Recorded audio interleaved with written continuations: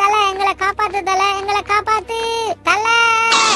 நீ ஏண்டா தலைதறிக்க ஓடியார? உன்னை பார்த்து தாண்டா மற்றவங்க ஓட வேணும். இந்த தமிழர்கள் இருக்காங்களே இவங்க ரொம்ப மோசம், அவங்க பக்கம் போகவே போகாதீங்க. ஏண்டா என்னடா ஆச்சு?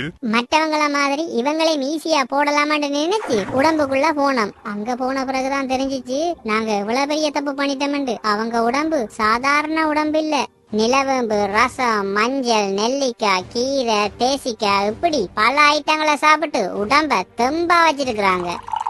அவங்களோட இம்யூன் சிஸ்டம் எல்லாம் அந்த மாதிரி ரெடியா இருக்குது எங்களை போட்டு தள்ள. என்ன அடி அடிச்சாங்க தெரியுமா? இந்த விஷயத்த சொல்லத்தான் உயிரை பிடிச்சு கொண்டு ஓடி அந்த அங்கால பக்கம் போக வேணாம். இவங்கள மாதிரி எல்லாரும் சாப்பிட்டு வந்தா நமக்கு வேலை இல்லாம போயிருமே. என்ன பண்ணலாம்? இதோ வந்துட்டான்டா என் சிங்கக்குட்டி. நீ எத்தனை பேரடா போட்ட?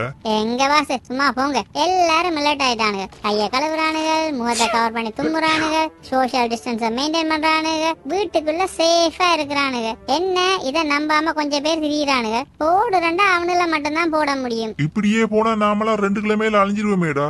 சரி சரி போய் போடையிலுமானாங்கள போடுங்க.